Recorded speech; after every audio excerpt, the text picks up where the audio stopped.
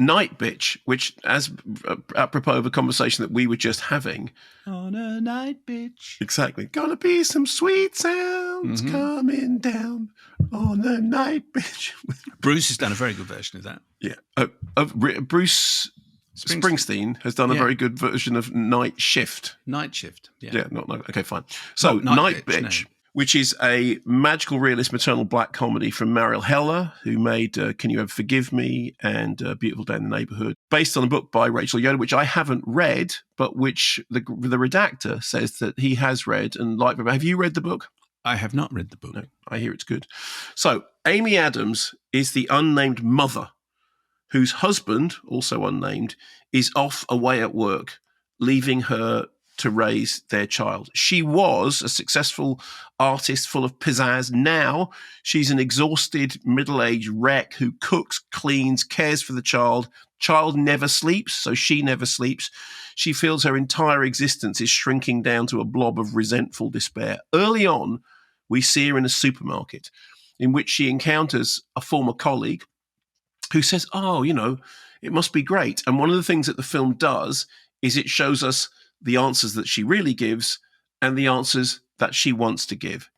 So she's on the brink of existential obliteration. She wants to scream. She doesn't feel like a person. She feels more like an animal. She feels more like a dog.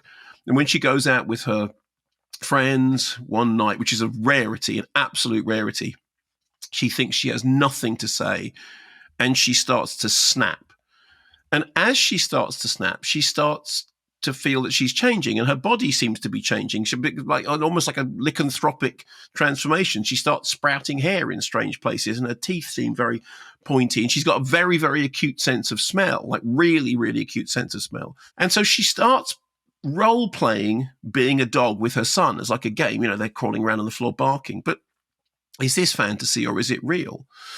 So as I was watching this, I was thinking of that 2000 Canadian film Ginger Snaps, which used sort of werewolvery as a metaphor for female coming of age. And then I was thinking of Raw, the film Grave, the French film, in which cannibalism is used as a metaphor for growing pains and also for sibling rivalry. And in the same way, this uses its kind of magical, realist animal elements to tell a very real story about motherhood.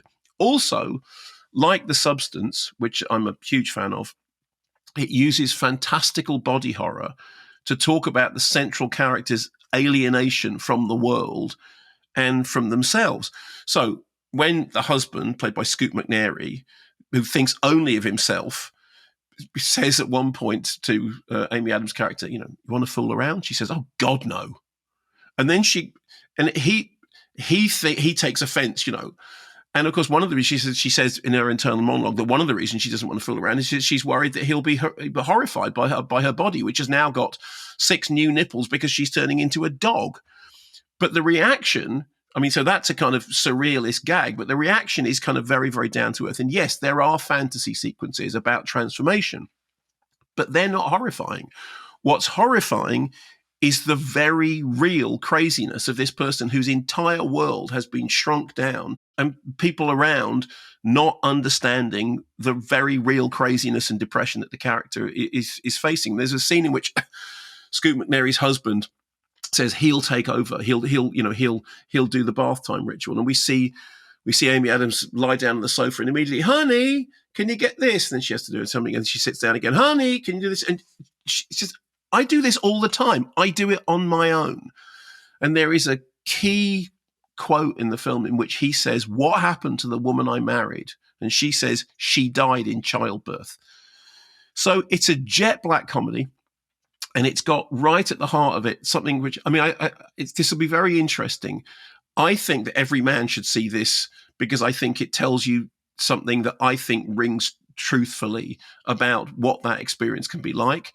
And I think that women seeing it, I suspect, I can only speak as a man, will recognize things in it as being absolutely real about the contradictory things about what happens to you if you're suddenly in a partnership in which basically, you're not in a partnership. You are left single-handedly to do the childcare. I thought it was very funny, very dark, very adventurous, and Amy Adams is terrific. I know you're a big fan of hers anyway. Scoot McNairy is great as the kind of, he's not, the thing about Scoot McNairy's husband, he's not a bad bloke. He's just self-obsessed. He just doesn't see what's going on around him. And of course, during the course of the drama, he starts to realize more what's going on. But I think that this is, again, doing in the same way as The Substance and in the same way as Ginger Snaps and in the same way as Raw.